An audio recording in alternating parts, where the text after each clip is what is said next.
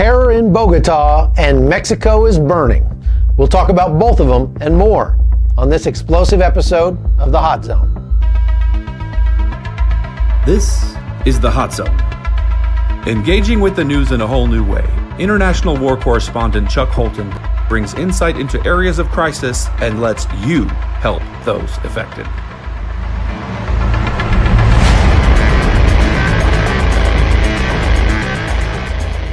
Hey folks, it's Monday, January 21st, and we got lots to get to today. There were two terrible tragedies over the weekend.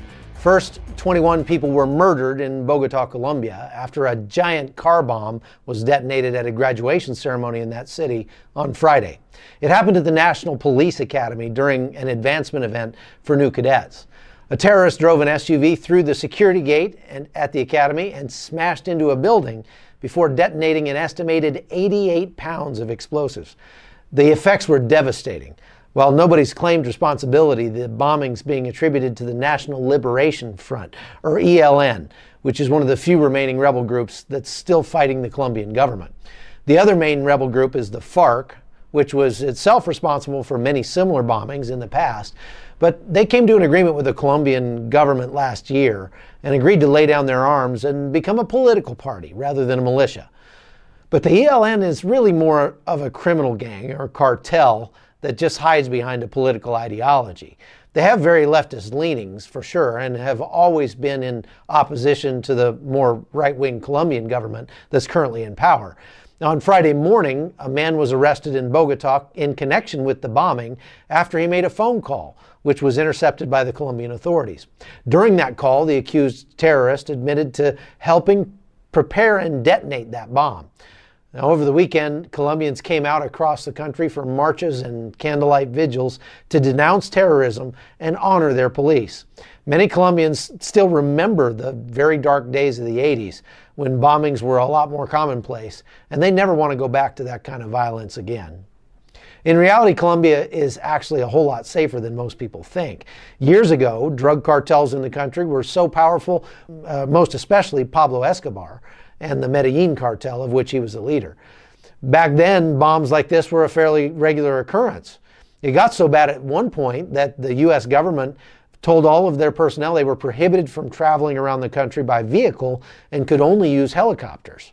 But this explosion is the first major terror attack in Colombia in almost a decade. These days, terror attacks across Latin America are really very, very rare because, frankly, there's not a lot of Muslims in Latin America. And like it or not, the vast majority of terror attacks, like 80% of them across the globe, are perpetrated by radical Islamic jihadists. But in Colombia, while the ELN and to some extent the FARC are essentially espousing a Marxist philosophy, the fight isn't actually over ideology so much as it is over the tremendous amount of natural resources Colombia sits on, as well as the lucrative and growing cocaine trade. Now, those two things mean tens of billions of dollars a year that can be gleaned by those criminal organizations. In an earlier episode of this show, I talked about the illegal gold mining operations that are rampant across Colombia and told the story of a family that has been in artisanal gold mining for generations. The owner of that mine told me the gangs basically come in and make slaves out of these little mom and pop gold miners who then have to work 5 or 6 days a week just to pay the war tax being imposed by the criminal gangs, and then they try to live on the leftovers. Eladio Antonio Suarez comes from a long line of miners. He's been mining here for the past 12 years. The actual mines are down below. We bring the gold up with a winch. He feels fortunate to work in an area that sees little cartel influence. In these parts, it's very difficult to make a living. We end up working for the cartels whether we like it or not. You have to be on their side or else. The 100-year-old mine shaft burrows deep into the mountain, and down here the work is difficult and dangerous. We're now several hundred meters underground, and they estimate there's over $20 billion worth of gold in these mountains. The question is how to get it out. These miners are trying to get their share of it by loading 2 or 3 tons of rock a day by hand into these mine cars and taking them up topside. This mine is now considered legal, but Suarez does not have good things to say about the process or the Colombian government, which has added massive regulations and up to 70% tax on his profits. We're gonna have to get a new generator to process the gold faster and easier, since the states keeps putting more regulations on us. It's the only way to make a profit. Once they get done taking their taxes out, we aren't left with much. Most people aren't aware that there's an ongoing enormous refugee crisis inside Colombia, nearly as bad as that in Syria, with millions of people, of Colombians, internally displaced because of the brutal criminal gangs which really continue to rule remote parts of that country. The numbers are actually pretty staggering. It's said that the cartels are now making 5 times as much money from illegal gold extraction than they are from trafficking cocaine, which is by itself pretty significant. Colombia has some of the largest gold reserves in the world, and these mom and pop artisanal gold miners have been a thing for literally hundreds of years. The miner that we spoke to said the government operates almost like another criminal gang when it comes to their approach to the miners, because they levy a 70% tax on the gold being taken out of the ground and require the miners to spend far more money obtaining permits and certifications for their mines. And also they require them to adhere to very strict environmental regulations, which end up being quite costly. Colombia's overall violent crime rate's actually lower than that of Panama, where I live. But of course, it really depends on where you go and what you do. As I always tell people, as long as you don't go stupid places at stupid times and do stupid things with stupid people, you can probably travel safely to just about anywhere. Medellin today is really a beautiful and fairly safe city where my wife and I have gone for weekend getaways. It's cheap and there's a lot to do and the food is amazing. So I don't know if I'd be too worried about traveling to Colombia because of this bombing. It's pretty out of the ordinary, and especially because one of the bombers was killed, from what I'm told, in the attack. Although I don't know if it was intentional or not, but suicide bombings are almost unheard of in Latin America. The bottom line is, as long as you're smart and careful, you could go to Colombia and really have an enjoyable and cheap vacation, as long as you stay out of the more remote areas near the Venezuelan border or in the south. Now, there's one other refugee problem that Colombia is facing, and it's a huge wave of people fleeing Venezuela and living in refugee camps in Bogota and elsewhere around the country. This has led to an increase in petty theft, and as desperate migrants resort to stealing in order to survive. And there have been reports of violence between Colombian and Venezuelan prostitutes, because the Colombian women are angry that the Venezuelans will work that much cheaper. Now, I hope to go to Venezuela later on. Actually, well, my wife won't let me go to Venezuela, but I hope to go to the Colombian border with Venezuela next month after I get back from Syria. I want to take a closer look at these stories and then report, especially on the migrant situation. It really could affect the United States, because now there's a push to grant Venezuelans temporary protected status, which would mean that Venezuelan refugees who come to the United States would be immediately admitted for asylum. And this obviously would cause a large increase in the number of Venezuelans heading to our shores. In years past, they've really only had a couple thousand or a few thousand each year. I have to say, though, if any country in Latin America ought to have TPS, it's probably Venezuela. I mean, look at what's going on in that country. It's horrific. I've spoken with Venezuelan migrants who've come to the United States and to Panama, and they all say the trip is very dangerous, especially in Colombia, where you're virtually guaranteed to get robbed or raped if you cross that country as a migrant. Apparently, even the government forces are getting in on the act, and since there's so many migrants coming through there, they've elevated the pillaging of these helpless and needy travelers to really an institutional level, which is really unfortunate. It doesn't actually seem to function as much of a deterrent either, for some reason. The people just keep coming. Okay, our next story has to do with another explosion, this one in Mexico.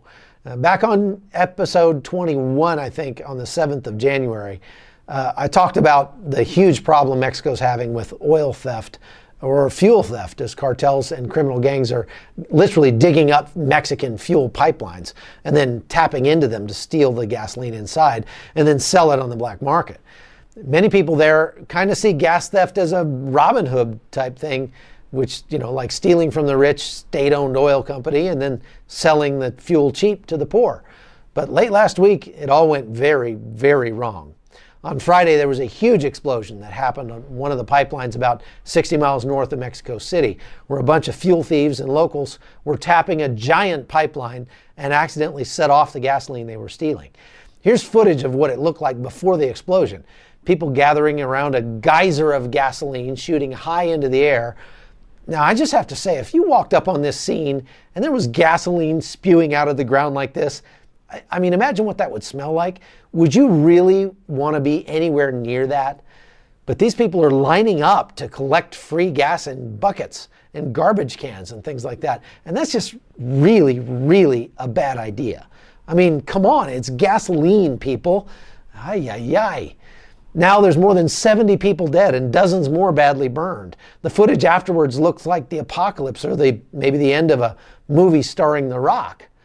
According to local news, the president, Andres Manuel Lopez Obrador, has now said he's going to take an even harder stand against fuel theft because he says it costs the state of Mexico over $3 billion a year, and much of that money is going to the cartels to diversify their cash flow away from other useful humanitarian pursuits like human trafficking and drug smuggling. And this isn't the first time Mexico has suffered a big pipeline explosion. As you can imagine, bad things are likely to happen when people are literally drilling holes in a metal pipeline full of gasoline. And back in 2010, there was another big explosion that killed 28 people, including 13 children, and burned down a couple thousand homes across a 10-kilometer area in a place called San Martin Texmelucan. According to local news in Mexico, fuel thieves have drilled into fuel pipelines almost 13,000 times in the last year. I mean, those things must look like Swiss cheese at this point. The government's deployed more than 3,000 Mexican Marines to guard their pipelines. It doesn't sound like they're making a whole lot of difference, though. And imagine the environmental impact of all that gasoline leaking out everywhere. Not only that, the cartels have been buying off the employees who work at refineries. So they just pay them to look the other way when they literally drive trucks full of gasoline out of the refinery's front gates. This is leading to a real big fuel shortage in the country. And that's starting to have effects beyond Mexico.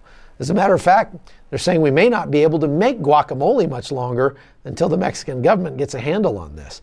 And that, my friends, is a real crisis. I mean, code red, stop everything, forget about the government shutdown, because hot houses that grow our avocados in Mexico are not going to be able to get their product to market. And missing out on my guacamole is very, very bad. So I hope the Mexican government can get this fixed quickly. And if you're planning a road trip down there, you might want to bring a couple extra cans of fuel or maybe a fire extinguisher. Well, that's all we have for today, folks. Thanks for watching. If you'd like to go support the podcast, just look up patreon.com/hotzone and subscribe. It's only $3 a month. Think about that. You can spare $3 a month, can't you? Especially if it means you get free books and lots of other cool extras. And I give you my solemn promise that every dime will go to people in need. Well, I'm hoping to donate some of that eventually to the Starving Holton Children Fund. But for now, we're just going to see how many people we can help with it. And you've heard me mention I'm heading off to Syria this week. So pray for me, would you? I'm going to be traveling with Dave Eubank and his merry band of Free Kurdish Rangers. If you haven't seen the documentary we did about Dave on his last trip to Iraq, you definitely should go watch it right this minute. It is the best piece of television I think I've ever had a part in making. So we'll see you back here tomorrow. I'm Chuck Holton, and this has been The Hot Zone. The Hot Zone is produced by Amy Holton and Livefire Media. Copyright 2019.